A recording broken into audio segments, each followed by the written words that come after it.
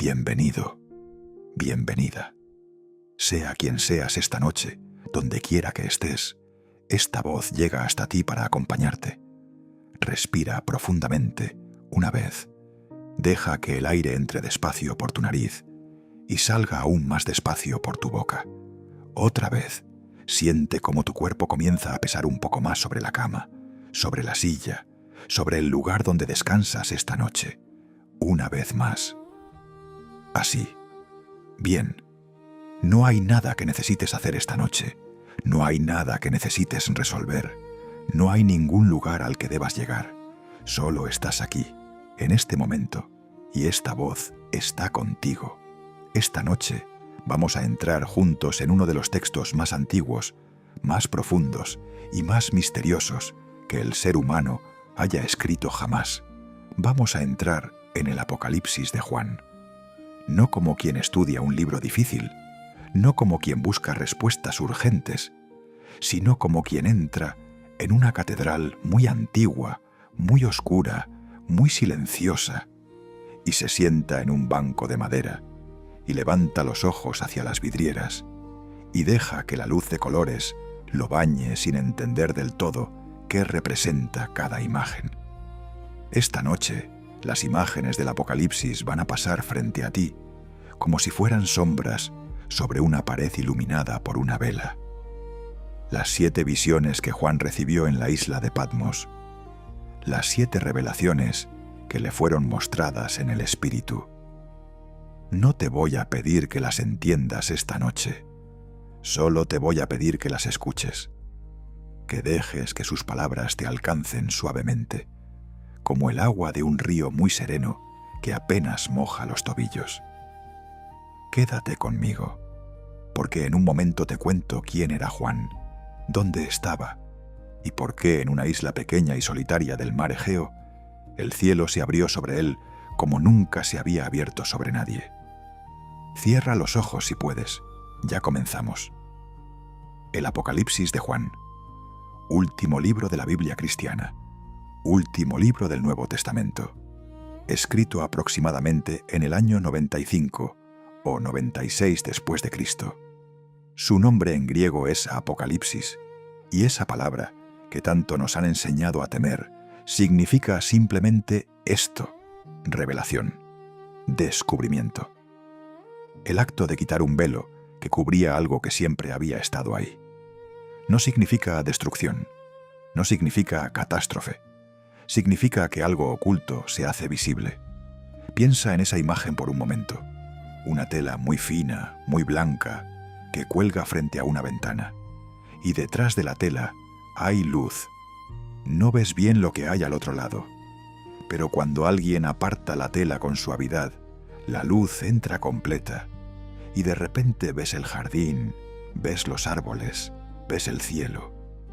Eso es un apocalipsis, un apartamiento del velo. Y el hombre que escribió este texto se llamaba Juan. Hay debate entre los estudiosos sobre si era el mismo Juan que escribió el Evangelio de Juan y las cartas joánicas, o si era otro Juan, un profeta de la misma tradición. Pero eso esta noche no importa tanto. Lo que importa es esto: era un hombre mayor. Era un hombre que había conocido el sufrimiento, y estaba solo. Él mismo lo dice al comienzo del libro. Escucha sus propias palabras, tal como están escritas en Apocalipsis capítulo 1, versículos 9 y 10. Yo, Juan, vuestro hermano, y copartícipe en la tribulación, en el reino y en la perseverancia en Jesucristo, estaba en la isla llamada Patmos, por la palabra de Dios y el testimonio de Jesús. Estaba en el Espíritu en el día del Señor, y oí detrás de mí una gran voz como de trompeta. Patmos. Imagina una isla en el mar Egeo. No una isla grande ni próspera.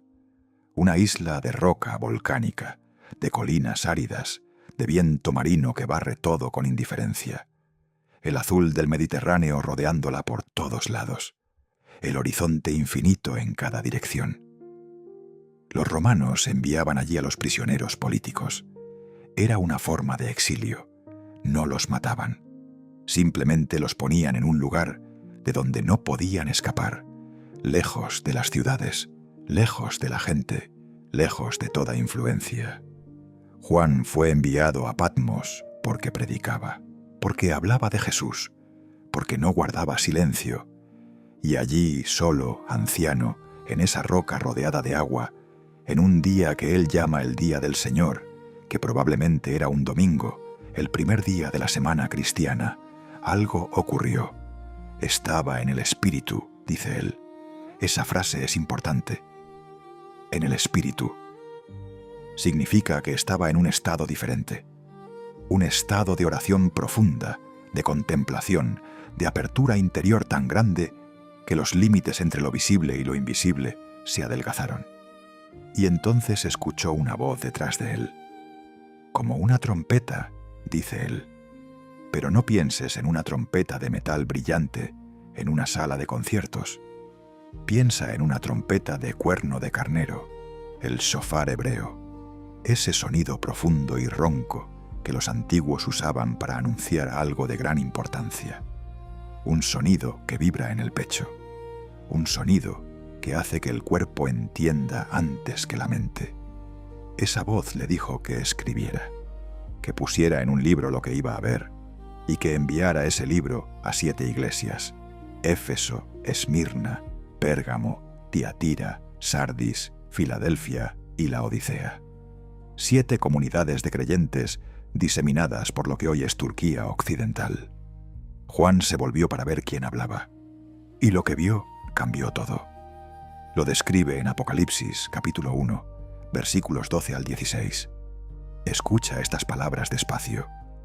Me volví para ver la voz que hablaba conmigo, y vuelto, vi 7 candeleros de oro, y en medio de los 7 candeleros, a uno semejante al Hijo del Hombre, vestido de una ropa que llegaba hasta los pies, y ceñido por el pecho con un cinto de oro.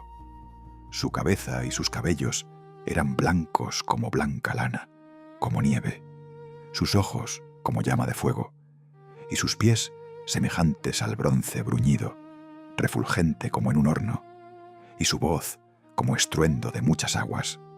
Tenía en su diestra 7 estrellas, de su boca salía una espada aguda de 2 filos, y su rostro era como el sol cuando resplandece en su fuerza. 7 candeleros de oro, en medio de ellos una figura que brillaba. El número 7 aparece desde las primeras líneas de este libro, y seguirá apareciendo. 7 es el número de la plenitud en la tradición bíblica, el número de los días de la creación, el número de la completitud divina. 7 candeleros, 7 estrellas, y más tarde 7 sellos, 7 trompetas, 7 copas. Todo el Apocalipsis está organizado alrededor de este número sagrado. Esta noche vamos a recorrer juntos las 7 visiones principales que estructuran el libro, las 7 grandes revelaciones que Juan recibió en esa isla solitaria, iluminada solo por el Espíritu y por el mar que brillaba debajo de la luna. Y eso es solo el comienzo de lo que vas a escuchar esta noche, porque la primera visión ya está aquí, esperándonos, en las páginas que Juan escribió temblando, con una caña sobre pergamino, en una cueva de piedra que el viento del Egeo sacudía como si quisiera decirle algo. Primera visión. La visión del Cristo glorificado y las cartas a las 7 iglesias. Apocalipsis, capítulos 1 al 3.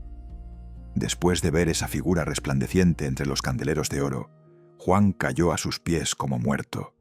Eso dice el texto, como muerto.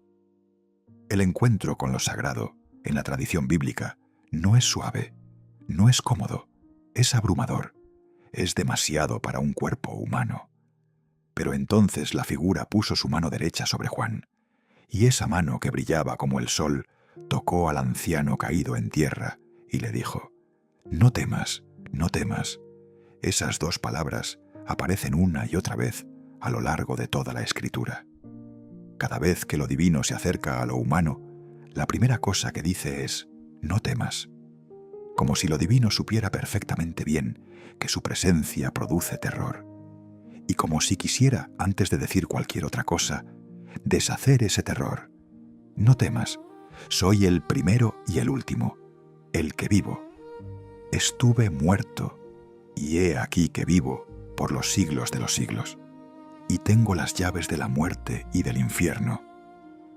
Escribe, le dijo entonces, escribe lo que has visto, y lo que es, y lo que ha de suceder después de estas cosas. Y Juan escribió. Las primeras cartas que Juan escribe están dirigidas a las 7 iglesias. Son mensajes concretos, directos, a veces tiernos y a veces severos. Pero dentro de cada carta hay una promesa, y esas promesas son de una belleza que silencia.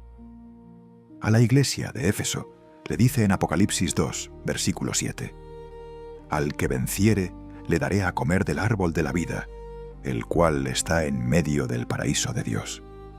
El árbol de la vida, el mismo árbol del jardín del Edén, del cual los seres humanos fueron alejados al principio del tiempo.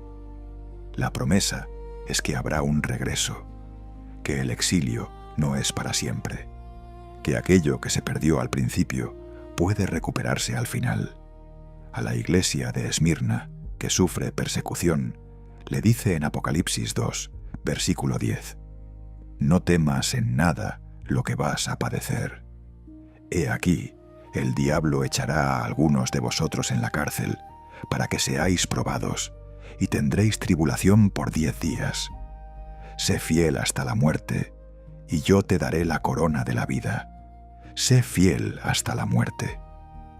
Hay algo que el Apocalipsis no hace, que muchos libros de consuelo hacen. No promete que el dolor no llegará. No promete que todo irá bien en términos humanos. Promete algo diferente.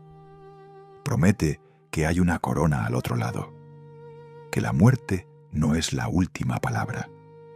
A la iglesia de Pérgamo le habla de una piedra blanca. Escucha esto con cuidado, porque es uno de los versículos más hermosos y más misteriosos del libro entero. Apocalipsis 2, versículo 17. «Al que venciere, le daré a comer del maná escondido, y le daré una piedrecita blanca, y en la piedrecita escrito un nombre nuevo, el cual ninguno conoce, sino aquel que lo recibe». Una piedra blanca con un nombre que nadie más puede leer. Solo tú, solo el que la recibe, sabe su nombre. Es una imagen de intimidad radical, de identidad profunda, de que hay algo en ti, algo en lo más interior de ti, que es tuyo y de Dios, y de nadie más. Un nombre secreto que no pueden quitarte, que no está en ningún registro, que no aparece en ninguna base de datos, que vive solo en ese espacio sagrado donde lo divino y lo humano se tocan. Cierra los ojos un momento y piensa en eso. Una piedra blanca. Tu nombre, nadie más puede leerlo. A la iglesia de Tiatira le habla de la estrella de la mañana, a la de Sardis de vestiduras blancas, a Filadelfia de una puerta abierta que nadie puede cerrar, a la Odisea, que se cree rica y no ve su propia pobreza, le dice algo que también es una imagen de ternura. Apocalipsis 3, versículo 20.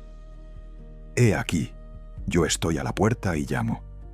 Si alguno oye mi voz y abre la puerta, entraré a él y cenaré con él, y él conmigo».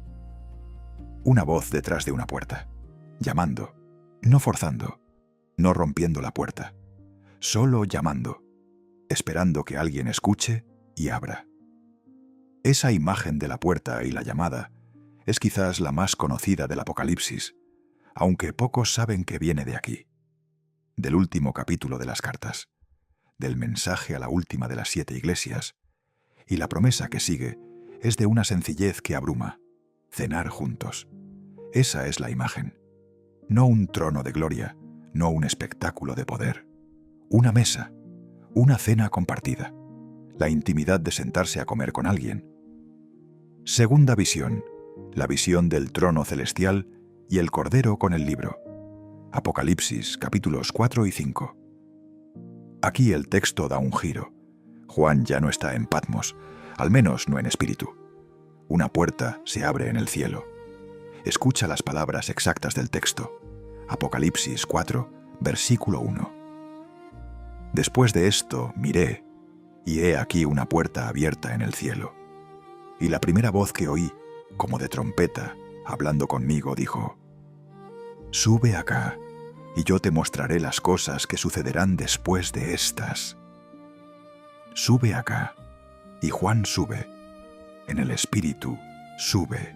Y lo que ve allí, lo que describe en los capítulos 4 y 5, es una de las visiones más elaboradas, más ricas en detalle sensorial, que ha producido la literatura antigua.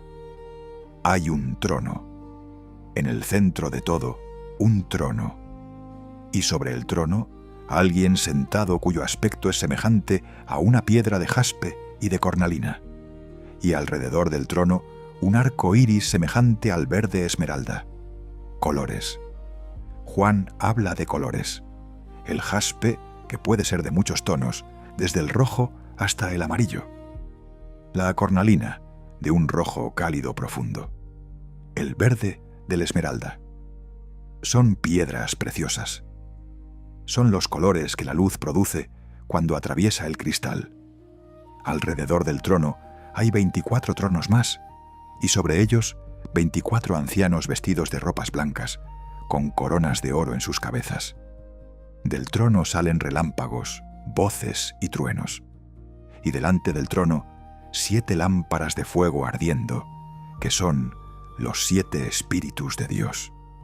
Y en el centro, alrededor del trono, 4 seres vivientes, uno como un león, otro como un toro, otro con rostro de hombre, otro como un águila en vuelo, cada uno con 6 alas, cubiertos de ojos por dentro y por fuera, cubiertos de ojos.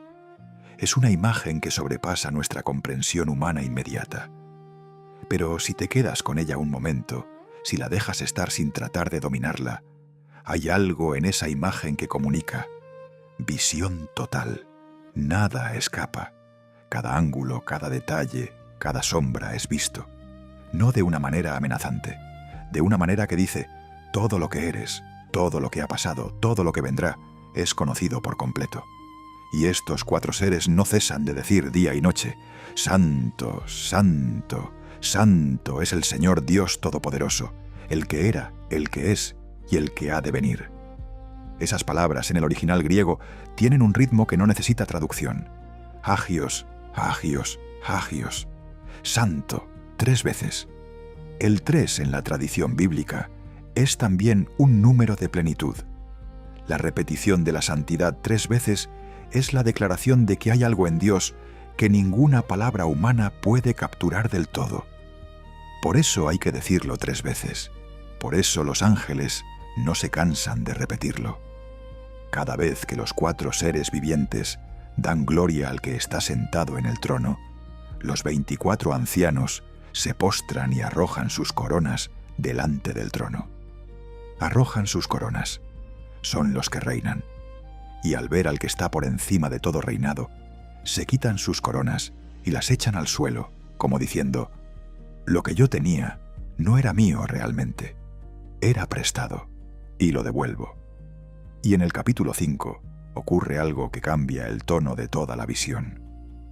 Juan ve en la mano derecha del que está sentado en el trono un libro, un rollo de papiro, escrito por dentro y por fuera, sellado con 7 sellos. Y un ángel proclama con gran voz: ¿quién es digno de abrir el libro y desatar sus sellos? Y nadie respondió. Nadie en el cielo, ni en la tierra, ni debajo de la tierra, pudo abrir el libro ni mirarlo. Y Juan dice algo muy humano, muy sencillo, muy verdadero. Lloré mucho, porque el libro permanecía cerrado, porque la revelación no llegaba, porque el significado de todo, el sentido de la historia, el propósito detrás del sufrimiento, permanecía sellado. Pero entonces uno de los ancianos le dijo: no llores, he aquí que el león de la tribu de Judá, la raíz de David, ha vencido para abrir el libro y desatar sus 7 sellos. Juan se volvió esperando ver un león, y vio un cordero como inmolado, que había sido herido, pero que estaba de pie, el cordero que debería estar muerto, de pie, el león que se esperaba y el cordero que apareció. Esta es una de las grandes paradojas del Apocalipsis. El poder no tiene la forma que esperábamos. La victoria no llegó de la manera en que pensábamos. Lo que venció no era lo que el mundo llama fuerza. El Cordero toma el libro, y entonces los 4 seres vivientes y los 24 ancianos se postran ante él y cantan un cántico nuevo. Apocalipsis 5, versículos 9 y 10. Digno eres de tomar el libro y de abrir sus sellos, porque tú fuiste inmolado, y con tu sangre nos has redimido para Dios, de todo linaje y lengua y pueblo y nación, y nos has hecho para nuestro Dios reyes y sacerdotes, y reinaremos sobre la tierra. Todo linaje, toda lengua, todo pueblo, toda nación. Estas palabras resuenan en la oscuridad de Patmos, en la oscuridad de tu cuarto esta noche. La visión del Apocalipsis no es para un solo pueblo, no es para una sola cultura, es para todos. El libro sellado que nadie podía abrir se abre ahora, y su contenido es para toda la humanidad. Tercera visión, la apertura de los 7 sellos. Apocalipsis capítulos 6 al 8, versículo 1. El Cordero comienza a abrir los sellos, uno por uno, y con cada sello que se abre algo se revela, algo que tiene que ver con la condición humana, con lo que la historia hace a los pueblos, con lo que el poder sin límite produce en el mundo. Con el primer sello aparece un jinete sobre un caballo blanco, armado con un arco, lleva una corona, sale conquistando y para conquistar. Con el segundo sello, un jinete sobre un caballo rojo. A este se le da poder para quitar la paz de la tierra, para que los hombres se maten unos a otros. Con el tercer sello, un jinete sobre un caballo negro. Tiene una balanza en la mano. Una voz dice: una medida de trigo por un denario y 3 medidas de cebada por un denario. El denario era el salario de un día entero de trabajo. Una medida de trigo era lo que necesitaba una persona para sobrevivir un día. La imagen es la del hambre, del mercado donde los alimentos cuestan lo que no se puede pagar. Con el cuarto sello, un jinete sobre un caballo amarillo, de ese color pálido verdoso, que en griego se llama cloros, y que los traductores a veces llaman amarillo y a veces pálido. Y su nombre es Muerte, y el Hades lo seguía. Los 4 jinetes del Apocalipsis son probablemente las imágenes más conocidas de todo el libro, y hay algo importante que decir sobre ellos esta noche, algo que cambia un poco la manera en que solemos verlos. Los 4 jinetes no son el plan de Dios, son la descripción de la historia humana. Son lo que el mundo hace cuando los poderosos conquistan, cuando los ejércitos guerrean, cuando el hambre se instala, cuando la muerte recorre la tierra.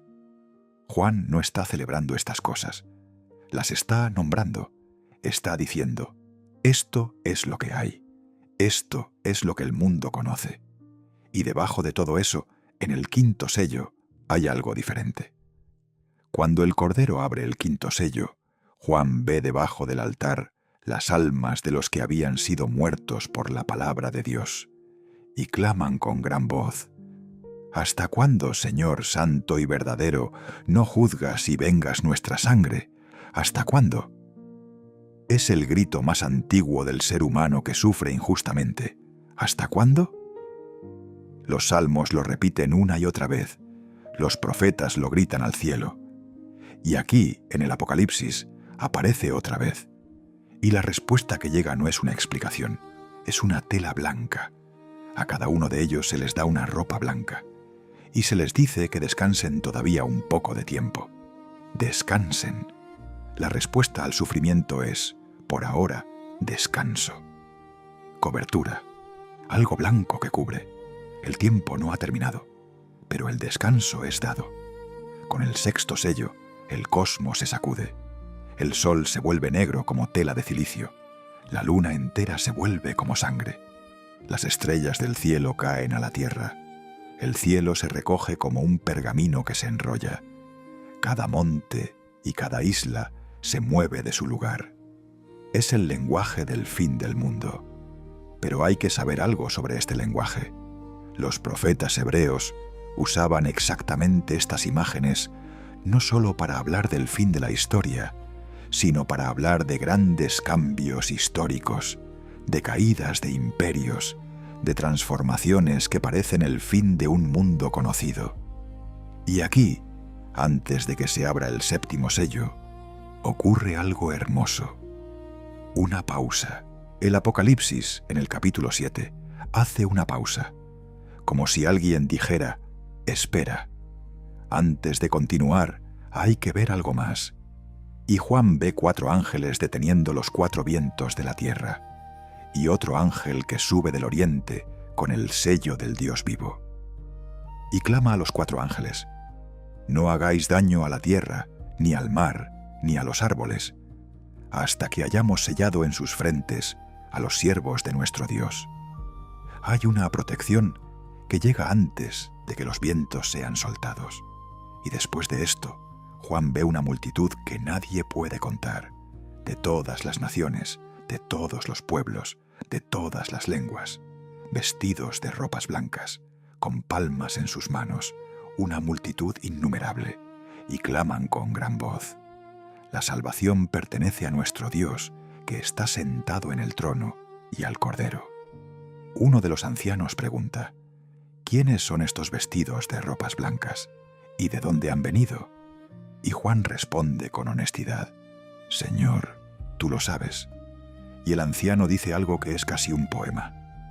Apocalipsis 7, versículos 14 al 17. Estos son los que han salido de la gran tribulación y han lavado sus ropas y las han emblanquecido en la sangre del Cordero. Por esto están delante del trono de Dios y le sirven día y noche en su templo, y el que está sentado sobre el trono extenderá su tabernáculo sobre ellos. Ya no tendrán hambre ni sed, y el sol no caerá más sobre ellos, ni calor alguno, porque el Cordero que está en medio del trono los pastoreará, y los guiará a fuentes de aguas de vida, y Dios enjugará toda lágrima de sus ojos. Dios enjugará toda lágrima de sus ojos. Esta frase no aparece solo aquí, aparece al final del libro también, como si fuera el punto al que todo se dirige, como si la promesa más profunda del Apocalipsis no fuera el juicio, no fuera la victoria militar, no fuera el espectáculo cósmico, sino esto: una mano que se acerca y enjuga las lágrimas. Y entonces el Cordero abre el séptimo sello, y cuando abrió el séptimo sello, se hizo silencio en el cielo como por media hora. Silencio. En medio de todo ese canto, todo ese estruendo, toda esa música y proclamación y movimiento cósmico, de repente, silencio. Media hora. Es el silencio que precede, es el silencio que prepara, y dentro de ese silencio, 7 ángeles reciben 7 trompetas. Cuarta visión, las 7 trompetas. Apocalipsis, capítulos 8 al 11. Las trompetas son anuncios. En la antigüedad hebrea, la trompeta anunciaba la asamblea del pueblo, la guerra, el año de jubileo, la llegada del rey. Una trompeta no destruye por sí misma. Anuncia, llama la atención, dice: algo está pasando, escucha, 7 ángeles con 7 trompetas. Pero antes de que suenen, ocurre algo íntimo. Otro ángel llega con un incensario de oro y se para ante el altar, y se le da mucho incienso para añadirlo a las oraciones de todos los santos sobre el altar de oro que estaba delante del trono. Las oraciones de los santos, las oraciones de los que sufren, las oraciones de los que claman. ¿Hasta cuándo? Suben como incienso ante el trono. La imagen es antigua. El incienso era quemado en el templo de Jerusalén 2 veces al día. Subía en espirales de humo blanco hacia el cielo. Era la representación visible de la oración invisible. Lo que no se puede ver, el deseo del corazón, la petición que no encuentra palabras, subía junto con el incienso. Y aquí, en el cielo del Apocalipsis, las oraciones de todos los que han sufrido, de todos los que han rezado en la oscuridad sin respuesta aparente, de todos los que han levantado la vista con esperanza cuando el corazón pesaba demasiado, esas oraciones están ahí, ante el trono, guardadas, mezcladas con el incienso sagrado. Nada se ha perdido, ninguna oración ha caído al vacío.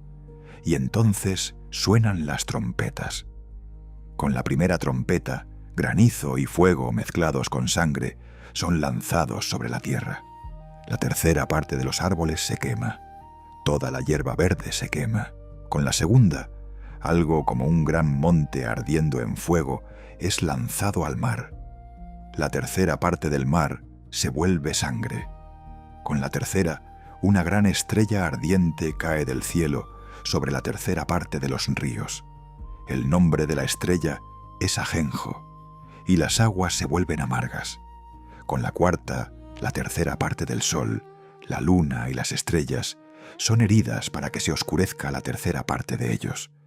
Una tercera parte, una y otra vez, una tercera parte. No todo, una parte.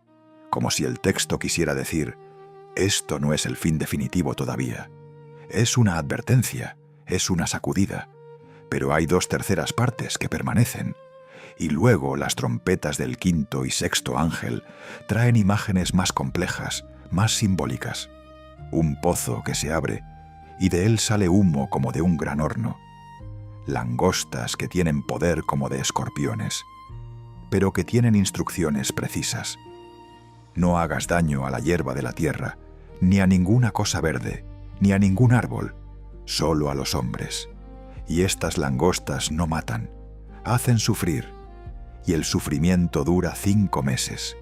Y en esos días los hombres buscarán la muerte, pero no la hallarán, y ansiarán morir, pero la muerte huirá de ellos. Es una de las imágenes más oscuras del Apocalipsis, no por crueldad, sino por su precisión psicológica. Hay tipos de sufrimiento que son así, que no matan pero que parecen no tener fin. Y en esos momentos, la esperanza más pequeña, la más tenue, la más frágil, es lo que sostiene. Pero hay algo más en esta cuarta visión que a menudo se pasa por alto. En el capítulo 10, entre las trompetas sexta y séptima, hay otro paréntesis, otra pausa en el texto. Juan ve a otro ángel poderoso que desciende del cielo, envuelto en una nube y con un arco iris sobre su cabeza. Su rostro era como el sol, sus pies como columnas de fuego. Este ángel tiene en su mano un pequeño libro abierto. El libro pequeño y abierto, ya no sellado, ya abierto. Y el ángel pone su pie derecho sobre el mar y el izquierdo sobre la tierra, y clama con gran voz, como ruge un león. Y cuando clama, 7 truenos emiten sus voces. Juan estaba a punto de escribir lo que los 7 truenos dijeron, pero una voz del cielo le dijo: «Sella las cosas que los 7 truenos han dicho, y no las escribas, no las escribas». Hay algo que Juan escuchó que no fue registrado. Hay algo que los 7 truenos dijeron que permanece sin ser dicho en el texto. Un silencio dentro del texto. Un espacio en blanco dentro de la revelación. Y no es el único misterio del libro. El Apocalipsis guarda secretos incluso dentro de sus revelaciones.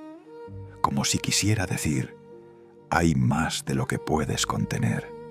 Hay más de lo que puedes escribir. Hay más de lo que puedes entender todavía. Y entonces el ángel levanta su mano derecha al cielo y jura por el que vive por los siglos de los siglos que el tiempo ya no sería más. El tiempo ya no sería más. Y le dice a Juan: «Toma el libro pequeño que está abierto en la mano del ángel». Juan va y le pide el libro, Y el ángel le dice: tómalo y cómelo, y amargará tu vientre, pero en tu boca será dulce como la miel. Cómelo. Juan toma el libro y lo come, y era dulce en su boca, pero cuando lo hubo comido, su vientre fue amargado. La palabra que es dulce al recibir y amarga al cargar. La revelación que se convierte en responsabilidad. La verdad que entra fácil en la mente y pesa en el corazón. Esta imagen de comer el libro viene también del profeta Ezequiel, que tuvo una experiencia similar, como diciendo: estos mensajeros no solo transmiten palabras, los absorben, los digieren, los llevan en el cuerpo. Y la séptima trompeta suena al final del capítulo 11, y en el cielo se escuchan grandes voces que dicen: los reinos del mundo han venido a ser de nuestro Señor y de su Cristo, y Él reinará por los siglos de los siglos. Y los 24 ancianos se postran de nuevo sobre sus rostros y adoran a Dios. Quinta visión. Las señales del cielo, la mujer, el dragón y la guerra. Apocalipsis, capítulos 12 y 13. Esta es quizás la parte del Apocalipsis con la imaginería más vívida y más compleja de todo el libro. Juan ve en el cielo una gran señal, una mujer vestida del sol, con la luna debajo de sus pies, y sobre su cabeza una corona de 12 estrellas. Y estaba encinta, y clamaba con dolores de parto, en la angustia del alumbramiento. Una mujer, vestida del sol. Hay múltiples interpretaciones de quién es esta mujer. Para algunos es Israel, el pueblo de donde nace el Mesías. Para otros es María, para otros aún es la Iglesia, la comunidad de creyentes, que da a luz algo nuevo en medio del dolor. Sea quien sea, lo que el texto nos muestra es esto: algo sagrado está naciendo, y el parto es doloroso, y hay un adversario que quiere impedir ese nacimiento, porque también aparece en el cielo otra señal, un gran dragón rojo, con 7 cabezas y 10 cuernos, y en sus cabezas 7 diademas. Su cola arrastra la tercera parte de las estrellas del cielo y las arroja a la tierra. Y el dragón se pone frente a la mujer que está para dar a luz, a fin de devorar a su hijo tan pronto como nazca. Pero el hijo nace, y es arrebatado para Dios y para su trono. Y entonces estalla la guerra en el cielo. Miguel y sus ángeles luchaban contra el dragón, y luchaba el dragón y sus ángeles, pero no prevalecieron, ni se halló ya lugar para ellos en el cielo. Y fue lanzado fuera el gran dragón, la serpiente antigua, que se llama Diablo y Satanás, el cual engaña al mundo entero. Fue arrojado a la tierra, y sus ángeles fueron arrojados con él. Fue lanzado fuera. No fue destruido todavía. Fue lanzado fuera del cielo a la tierra. Y esto produce una voz en el cielo que canta, una voz que exclama. Apocalipsis 12, versículos 10 al 12. Ahora ha venido la salvación, el poder y el reino de nuestro Dios y la autoridad de su Cristo, porque ha sido lanzado fuera el acusador de nuestros hermanos, el que los acusaba delante de nuestro Dios día y noche. Y ellos le han vencido por medio de la sangre del Cordero y de la palabra del testimonio de ellos, y menospreciaron sus vidas hasta la muerte. 3 cosas los vencieron: la sangre del Cordero, la palabra de su testimonio, y que no amaron sus vidas hasta la muerte. Y el dragón, furioso porque fue lanzado, persigue a la mujer. Pero la mujer recibe las alas de una gran águila para huir al desierto. Y el dragón echa de su boca agua como un río para alcanzarla. Pero la tierra ayuda a la mujer, abre su boca y se traga el río. La tierra misma ayuda. Aquí el texto dice algo que no siempre se nota. La creación no es pasiva, la tierra actúa. El mundo físico, el desierto, las aguas, los ríos, participan de lo que ocurre. No hay una separación entre lo espiritual y lo material en el Apocalipsis. Todo está conectado. El dragón, frustrado, va a hacer guerra contra el resto de la descendencia de la mujer. Y del mar sube una bestia, y de la tierra sube otra bestia. Estas bestias han generado siglos de interpretación. Han sido identificadas con emperadores romanos, con instituciones humanas de poder que destruyen, con sistemas que demandan adoración a lo que no es divino. El número de la bestia, 666, ha producido más libros que casi cualquier otro versículo de la Biblia. Pero esta noche, en la calma de este momento, lo que importa del capítulo 13 es lo que dice sobre el engaño. La bestia que hace maravillas y señales, que hace descender fuego del cielo, que engaña a los que moran en la tierra. El engaño es el tema central de estos capítulos, no la violencia directa. El engaño, la ilusión, el espectáculo que confunde y que hace parecer grande lo que es vacío. Y en medio de todo esto, el capítulo 14 comienza con una visión completamente diferente. El Cordero de pie sobre el monte Sión. Con él 144.000 que tienen el nombre del Cordero y el nombre de su Padre escritos en sus frentes, los mismos que tenían el sello de protección desde el capítulo 7. Y de repente, música, una voz del cielo como estruendo de muchas aguas y como el sonido de grandes truenos. Y la voz que oí era como de arpistas que tocaban sus arpas y cantaban un cántico nuevo delante del trono, un cántico que nadie podía aprender sino los 144.000. De nuevo, ese tema del conocimiento íntimo, del acceso que no se puede comprar ni forzar. Solo el que ha pasado por lo que ellos pasaron puede aprender ese cántico. Sexta visión: las 7 copas de la ira de Dios y la caída de Babilonia. Apocalipsis, capítulos 15 al 18. Un signo grande y admirable aparece en el cielo. 7 ángeles que tienen las 7 plagas postreras, porque en ellas se consumaba la ira de Dios. Y antes de que se viertan las copas, Juan ve algo.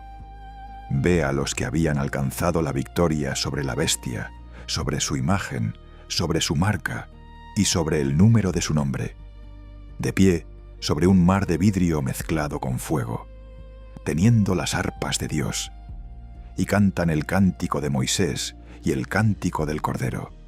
Apocalipsis 15, versículos 3 y 4. Grandes y maravillosas son tus obras, Señor Dios Todopoderoso. Justos y verdaderos son tus caminos, Rey de los santos. ¿Quién no te temerá, oh Señor, y glorificará tu nombre? Pues solo tú eres santo, por lo cual todas las naciones vendrán y te adorarán, porque tus juicios se han manifestado. El cántico de Moisés era el cántico que el pueblo hebreo cantó después de cruzar el Mar Rojo, después de escapar de Egipto, en la orilla del otro lado. Un cántico de victoria que mira hacia atrás y ve el peligro del que se escapó, y que mira hacia adelante y ve la tierra prometida. Y ahora, en el Apocalipsis, se canta ese mismo cántico, pero mezclado con otro, el del Cordero, antiguo y nuevo, juntos. Historia y eternidad juntas. Las 7 copas se vierten sobre la tierra, el mar, los ríos, el sol, el trono de la bestia, el Éufrates y el aire. Y con cada copa, algo que estaba oculto se manifiesta. El juicio sobre los sistemas humanos que han oprimido, que han contaminado, que han corrompido. Y en el capítulo 17 aparece Babilonia, la gran ramera, dice el texto, sentada sobre muchas aguas, y con ella se embriagaron los reyes de la tierra. Babilonia en el Apocalipsis no es principalmente la ciudad histórica de Mesopotamia. Es un símbolo. Es el símbolo del poder humano que se da a sí mismo gloria divina, del imperio que pide la devoción que solo pertenece a Dios. Los primeros lectores del Apocalipsis habrían entendido inmediatamente que Babilonia era Roma. Roma, que había destruido Jerusalén, en el año 70. Roma, que perseguía a los creyentes. Roma, que sentada sobre 7 colinas, demandaba adoración al emperador. Y en el capítulo 18, una voz del cielo proclama la caída de Babilonia, con un tono que mezcla el juicio con la elegía, con algo parecido al duelo. Los reyes de la tierra que fornicaron con ella y vivieron en deleites con ella, llorarán y harán lamentación sobre ella, cuando vean el humo de su incendio. Y los mercaderes de la tierra lloran y hacen lamentación sobre ella, porque ninguno compra más sus mercaderías. Y la lista de las mercaderías que ya no se compran es una lista que suena casi contemporánea. Oro, plata, piedras preciosas, perlas, telas de lino, escarlata, madera olorosa, objetos de marfil, objetos de madera, de bronce, de hierro, de mármol, canela, especias aromáticas, incienso, mirra, vino, aceite, flor de harina, trigo, bestias, ovejas, caballos, carros, y esclavos y almas de hombres. Ese detalle al final de la lista, los esclavos y las almas de los hombres, listados entre las mercaderías como si fueran objetos comerciables. Es el texto señalando exactamente lo que Babilonia, lo que todo poder imperial, hace con los seres humanos. Los convierte en objetos de intercambio. Y una voz del cielo dice en el capítulo 18, versículo 4, «Salid de ella, pueblo mío, para que no seáis partícipes de sus pecados, ni recibáis parte de sus plagas. Salid de ella». Es una invitación al desapego, no necesariamente geográfico, interior, salir del sistema de valores de Babilonia, salir de la lógica que dice que el poder y el dinero y el espectáculo son lo que importa, y ahora la voz se aquieta más. Si todavía estás despierto, es porque algo en estas palabras te sostiene. Si ya comienzas a caer en el sueño, que estas palabras te acompañen como el sonido del agua sobre las piedras de un río. No necesitas entender todo, solo necesitas escuchar. Deja que tu cuerpo descanse completamente. Siente el peso de tus brazos sobre la cama, el peso de tu cabeza, la oscuridad detrás de tus párpados. Respira. Hay palabras del Apocalipsis que merecen ser dichas despacio, varias veces, porque tienen algo que solo se recibe cuando el pensamiento se calma. Esta es la primera. No temas. Soy el primero y el último, y el que vivo. No temas. Soy el primero y el último, y el que vivo. No temas. Soy el primero y el último, y el que vivo. Esta frase fue dicha a Juan cuando cayó como muerto. Fue dicha en el momento de mayor asombro, de mayor abrumación, y sigue siendo dicha esta noche, en la oscuridad de tu cuarto, mientras el mundo duerme. No temas. Y esta: Dios enjugará toda lágrima de sus ojos. Dios enjugará toda lágrima de sus ojos. Dios enjugará toda lágrima de sus ojos. Piensa en cada cosa que este año, o esta semana, o hoy, te hizo llorar por dentro aunque no salieran lágrimas.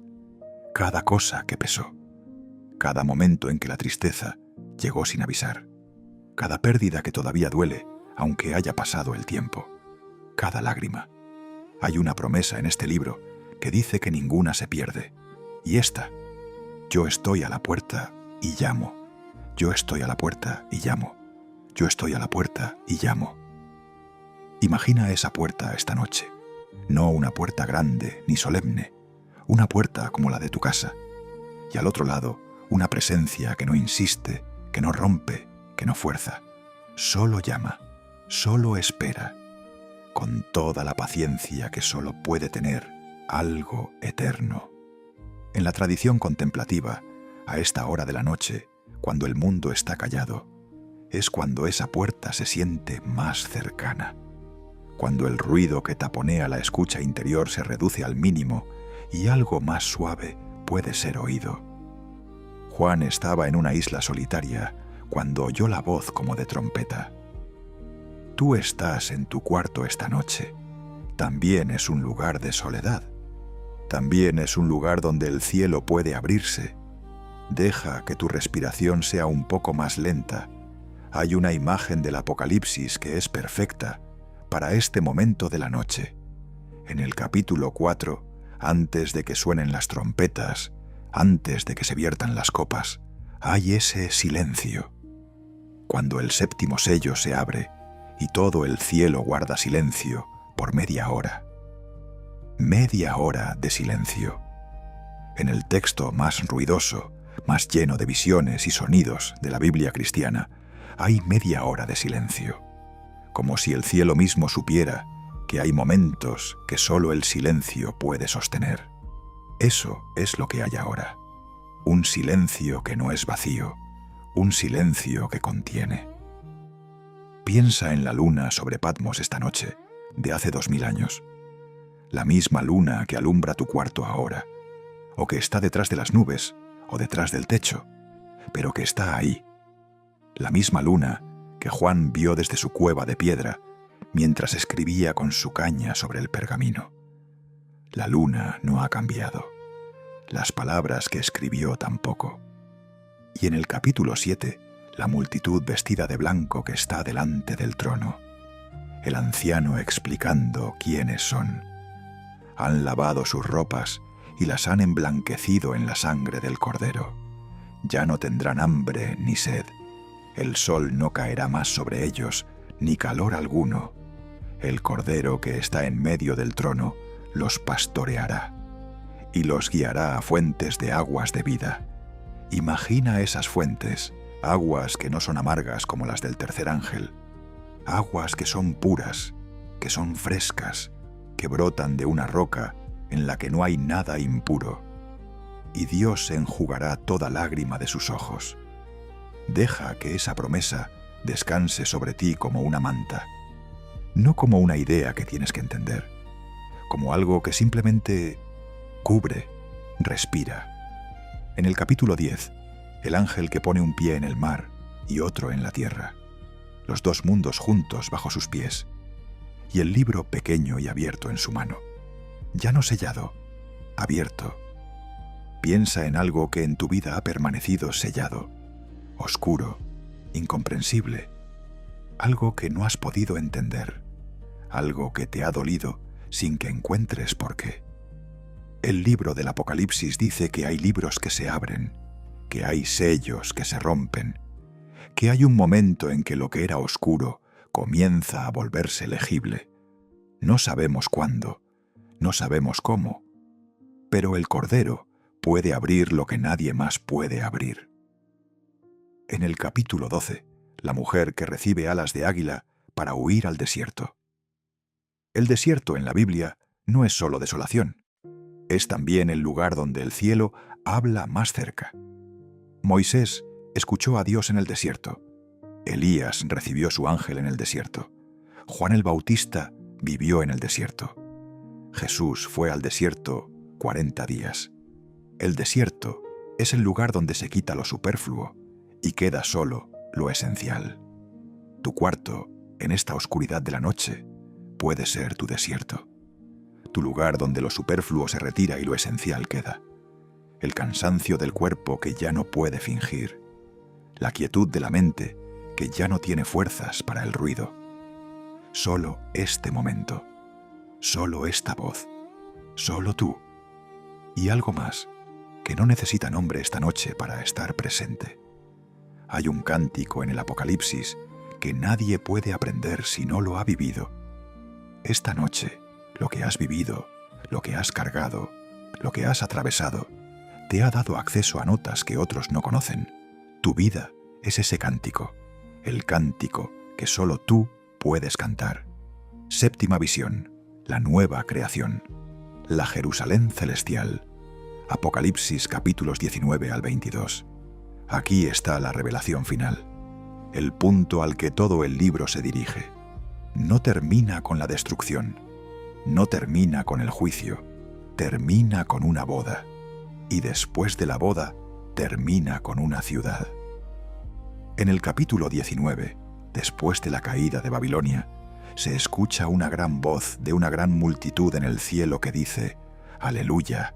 Salvación y honra y gloria y poder son del Señor Dios nuestro. Y una vez más dicen, Aleluya. Y los 24 ancianos y los 4 seres vivientes se postraron y adoraron a Dios.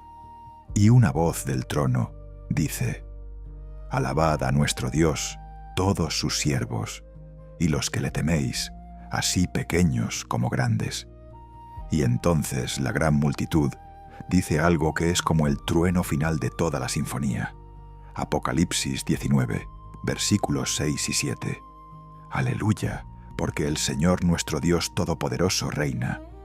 Gocémonos y alegrémonos, y démosle gloria, porque han llegado las bodas del Cordero, y su esposa se ha preparado. Las bodas del Cordero. Esta es la imagen.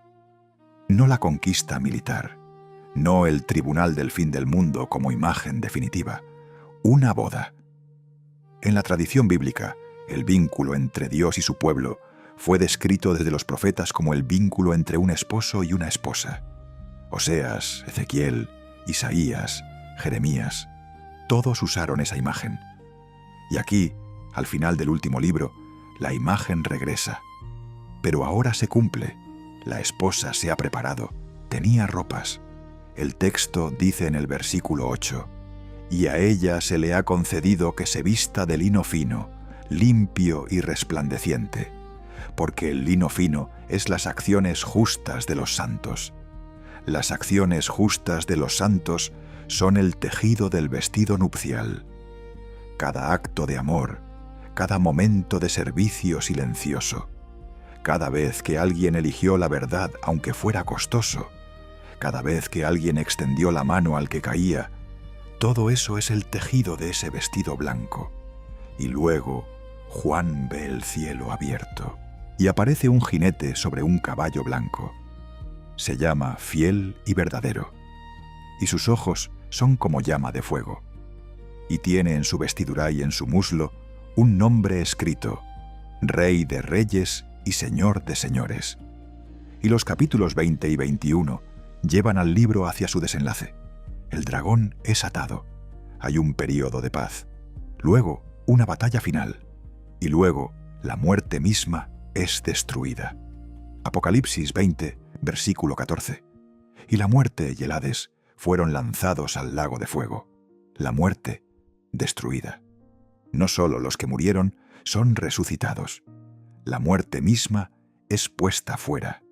El último enemigo, como lo llamó Pablo, es aniquilado no como quien mata a alguien, sino como quien disuelve algo que ya no tiene razón de existir. Y entonces, en el capítulo 21, empieza la parte más bella del libro. Apocalipsis 21, versículos 1 al 5. Vi un cielo nuevo y una tierra nueva, porque el primer cielo y la primera tierra pasaron, y el mar ya no existía más. Y yo, Juan, vi la santa ciudad, la nueva Jerusalén, descender del cielo, de Dios, dispuesta como una esposa ataviada para su marido.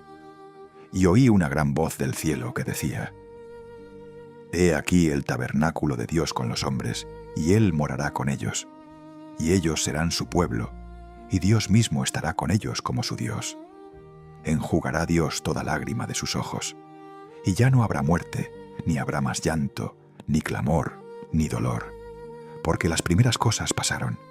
Y el que estaba sentado en el trono dijo, He aquí, yo hago nuevas todas las cosas. Un cielo nuevo y una tierra nueva, no una destrucción total, una renovación, el mundo que conocemos, transformado. La nueva Jerusalén no es un lugar en las nubes donde los espíritus flotan. Desciende, baja, viene hacia la tierra. El movimiento es hacia abajo, no hacia arriba. Dios desciende a habitar con los hombres. No los hombres ascienden a un paraíso remoto, sino que lo divino viene a morar en medio de lo humano, plenamente, sin velos, sin la separación que ha existido desde el Edén. Él morará con ellos, y ya no habrá muerte, ya no habrá llanto, ya no habrá clamor, ya no habrá dolor. Las primeras cosas pasaron.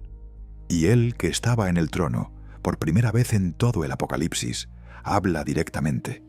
Dice: «He aquí, yo hago nuevas todas las cosas».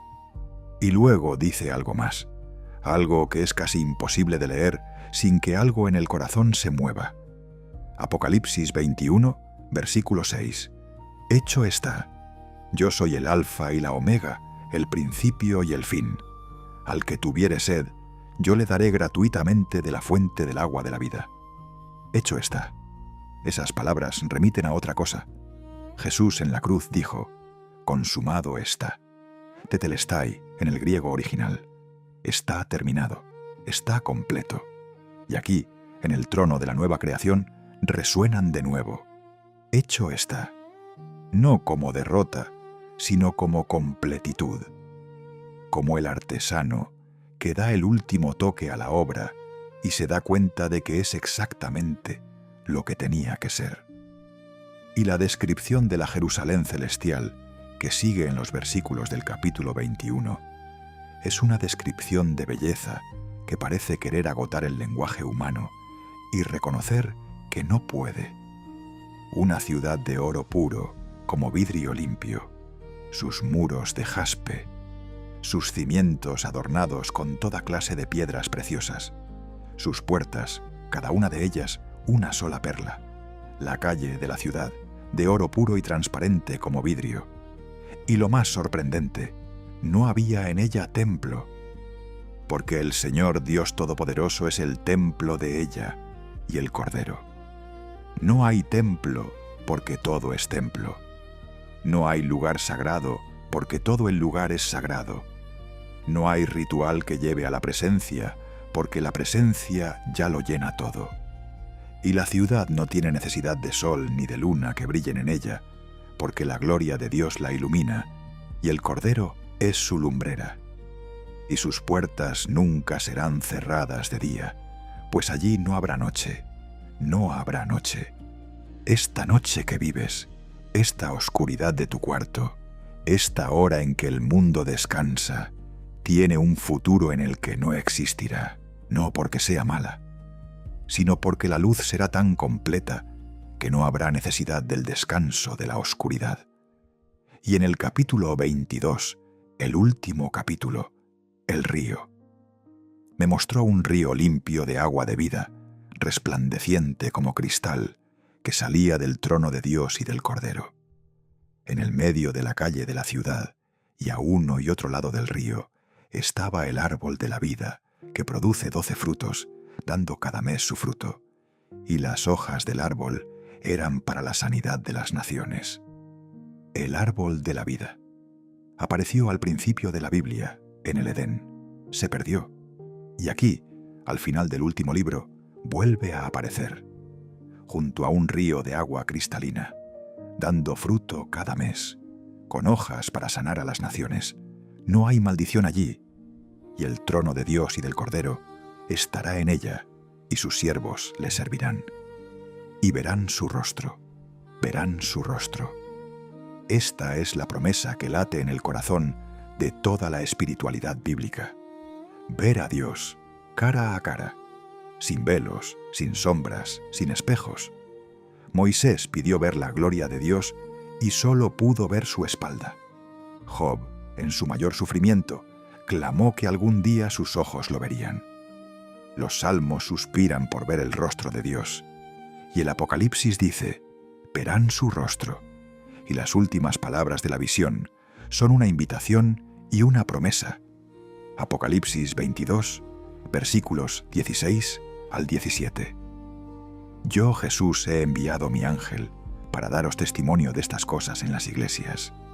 Yo soy la raíz y el linaje de David, la estrella resplandeciente de la mañana. Y el espíritu y la esposa dicen: ven. Y el que oye, diga: ven. Y el que tiene sed, venga.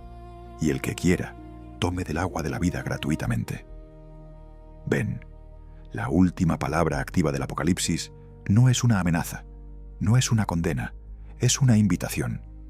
Ven, el que tenga sed, el que quiera, gratuitamente, sin condición de perfección, sin requisito de haber entendido todo el libro, sin necesidad de haber pasado todos los exámenes. Solo sed, solo querer. Y así termina la gran visión de Juan en Patmos, no con destrucción, sino con una ciudad que desciende, no con oscuridad, sino con una luz que no necesita sol, no con muerte, sino con un árbol que da fruto todos los meses, no con llanto, sino con una mano que enjuga toda lágrima, no con miedo, sino con una voz que dice: ven, toma, gratuitamente.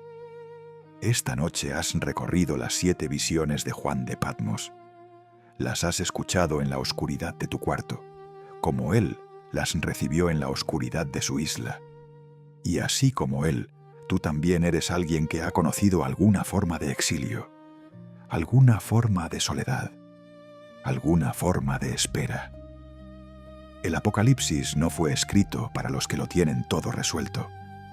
Fue escrito para los que están en Patmos, para los que están en el lugar pequeño y remoto, rodeados de agua, esperando. Y les dice: el cielo se puede abrir desde donde estás. Que esta noche descanses profundamente. Que el peso que cargaste hoy se suelte mientras duermes. Que la promesa del agua de vida llegue a los lugares más secos de tu interior. Que algo del silencio de media hora que el cielo guardó esta noche te acompañe hasta que amanezca. Duerme en paz. Estás cubierto. Estás visto. Estás llamado por un nombre que solo tú conoces, escrito en una piedra blanca que nadie puede quitarte. Que la luz del Cordero, que no necesita sol ni luna, alumbre el camino que recorrerás mañana. Y mañana, si quieres, vuelve. Otra noche, otra página, otra voz que te acompañe mientras descansas. Hasta entonces, que la paz sea contigo.